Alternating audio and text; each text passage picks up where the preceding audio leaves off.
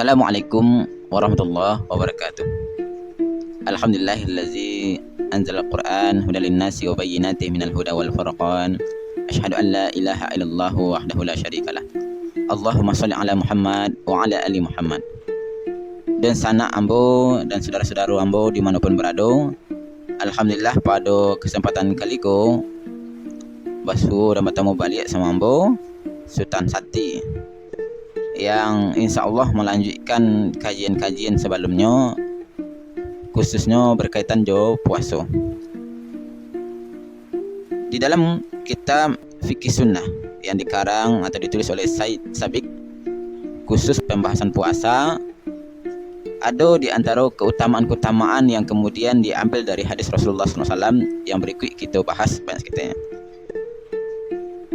Diterima dari Abu Hurairah bahwa Rasulullah SAW bersabda, yakni ketika datang bulan Ramadan. Dalam hadis pertama dijelaskan bahwa qad ja'akum syahru mubarak, sungguh telah datang padamu bulan penuh berkah, barak. Iftaradallahu alaikum siyamahu, bahwasanya datangnya bulan penuh berkah itu di mana Allah mewajibkan atasmu berpuasa. Tuftahu fihi abwabul jannah wa tughlaqu fihi abwabul jahim, bahwasanya pada malam bulan itu dibuka pintu-pintu surga, ditutup pintu-pintu neraka. Kemudian dilanjutkan wa tughallu fihi syayatin, dan dibelenggu syaitan-syaitan. Lebih lanjut dijelaskan oleh Rasulullah Muhammad SAW, fihi lailatun khairun min alfi syahrin man hurima khairaha faqad hurima, dan di mana dijumpai suatu malam bahwa yang nilainya lebih berharga dari 1000 bulan. Jadi ada nanti di bulan Ramadan itu, di suatu malamnya tertentu yang nilai pahalanya sama dengan 1000 bulan. Maka barang siapa man hurima khairaha faqad hurima, maka barang siapa yang tidak berhasil memperoleh kebaikannya, sungguh tiadalah ia akan mendapatkan itu buat selama-lamanya. Masyarul muslimin, kaum muslimin dan sahabat dimanapun berada, dan sanak ambo dimanapun berada, dari hadis yang disampaikan ini, di antaranya yang perlu diingat bahwa ketika datang bulan berkah, Nabi Muhammad SAW menyebut bulan Ramadan ini adalah bulan berkah. Maka kemudian dibukalah pintu-pintu surga, ditutuplah pintu-pintu neraka. Itu dalam artian bahwasanya kebaikan yang banyak akan kita dapatkan di bulan Ramadan. Ini pertama perlu kita catat. Yang kedua, bahwasanya syaitan-syaitan dibelenggu pada bulan Ramadan, ya. Jadi pada bulan Ramadan syaitan-syaitan dibelenggu. Artinya kesempatan bagi kita untuk taat itu tinggi. Upaya bagi kita untuk taat itu mudah. Kenapa? Karena sesuatu yang tadinya membuat kita mudah untuk tidak taat, sekarang dibelenggu.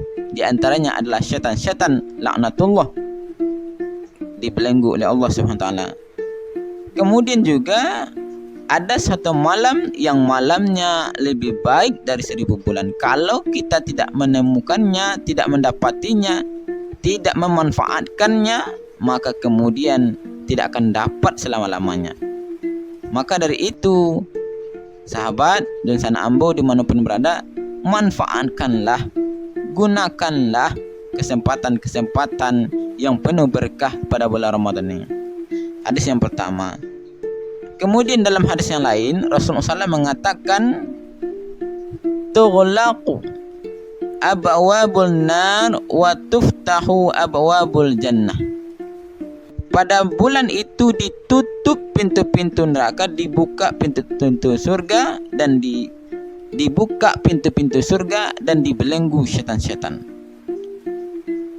Wa tusaffadu fihi syayatin, qala, dibelenggu syaitan-syaitan.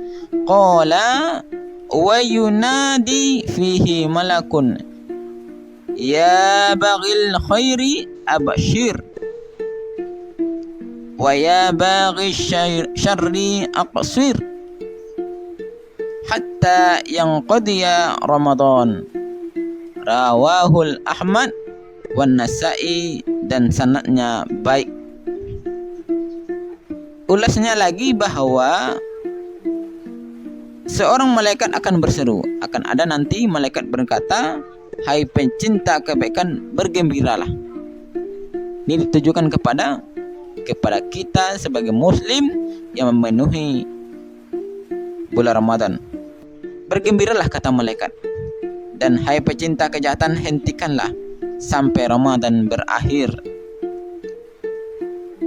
Berikutnya hadis Rasulullah SAW mengatakan bahwa as-salawatul khams, salat yang 5 waktu, wal jum'atu ilal jum'ati, Jumat ke Jumat, wa ramadanu ila ramadana, dan Ramadan ke Ramadan berikutnya, mukaffiratun lima bainahunna idzaj tunibat, bahwasanya menghapuskan kesalahan-kesalahan yang terdapat di antara masing-masing selama kesalahan besar dijauhi. Hadis riwayat Muslim. Di awal tadi dijelaskan oleh Rasulullah SAW bahwasanya ada orang yang sholat 5 waktu, subuh, zuhur, asyar, maghrib, isya. Kemudian ada orang yang sholat Jumat. Berikutnya ada orang yang puasa Ramadan. Antara sholat subuh ke zuhur, sholat subuh menghapus kesalahan yang dilakukan sebelum subuh, berarti sejak isya sampai subuh. Sholat zuhur akan menghapus dosa kesalahan dari antara sholat subuh kita melakukan kesalahan sampai sholat zuhur. Sholat asar pun demikian, akan menghapus dosa yang dilakukan antara sholat zuhur hingga sholat asar, dan seterusnya. Kemudian juga sholat Jumat berikutnya. Kalau seandainya seorang laki-laki sholat Jumat, dari Jumat sebelumnya dia pernah melakukan kesalahan, kemudian kesalahan tadi akan dihapus oleh sholat Jumat yang dilakukan pada Jumat berikutnya. Begitu seterusnya. Artinya orang Islam akan senantiasa dalam kesucian selama kata kuncinya adalah tidak melakukan dosa besar atau menjauhi dosa besar. Maka dari itu seorang mukmin senantiasa menjadikan setiap aktivitasnya tentu terjaga dari apa-apa yang mengantarkan dosa besar. Karena tadi sudah dipahami bahwa banyak kebaikan-kebaikan, di antaranya sholat fardu, puasa Ramadan, kemudian sholat Jumat, itu bisa menghapus dosa-dosa kecil selang antara perintah-perintah satu dengan yang lainnya. Artinya apa? Sungguh Allah Maha Sayang, Maha Pengasih terhadap kita, sehingga tidak membiarkan kita dalam kondisi kotor atau berdosa. Kalaulah seandainya kita mendapati diri kita mati dalam suasana yang demikian, tentu insya Allah Allah akan menempatkan kita di surganya nanti. Berikutnya Nabi SAW bersabda dari Abu Sa'id Al-Khudri radhiyallahu anhu, man shoma ramadana wa arafa hududahu wa tahaffaza mimma kana yanbaghi ay yatahaffaza, bahwasanya barang siapa berpuasa pada bulan Ramadan dan mengetahui bahwa batas-batasnya, barang siapa yang puasa Ramadan dan mengetahui batas-batasnya, dan ia menjaga diri dari segala apa yang patut dijaga, ayyatahaffaza minhu kufira ma qablahu, maka dihapuskanlah dosanya yang sebelumnya. Hadis riwayat Ahmad, Baihaqi dengan sanad yang baik. Dalam hadis ini dijelaskan bahwa barang siapa berpuasa pada bulan Ramadan dan mengetahui batas-batasnya, dan ia menjaga diri dari segala yang patut dijaga, bohong yang membatalkan secara fisik atau apa-apa saja yang menguras pahala puasa kita, maka dihapuskanlah dosanya yang sebelumnya. Subhanallah, Maha Suci Allah, Allahu Akbar, Allah Maha Besar, yang telah memberikan tuntunan kebaikan buat kita terkait bulan Ramadan. Dalam hadis yang kelima, Rasulullah SAW dari Abu Hurairah, katanya bahwa Rasulullah SAW bersabda, "Man shoma Ramadana imanan wa ihtisaban, ghufira lahu ma taqaddama min dzambi."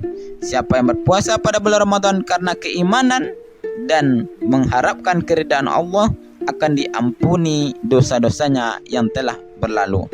Riwayat Ahmad dan Ashabus Sunan. Masyarul muslimin dan sana ambo dan siapapun yang mendengarkan kajian yang ambo sampaikan, mudah-mudahan apa yang ambo sampaikan ini memberikan motivasi, dorongan buat kita agar istiqamah memenuhi perintah Allah, menjalankan perintah Allah, terutama perkara yang wajib. Demikianlah. Wassalamualaikum warahmatullahi wabarakatuh.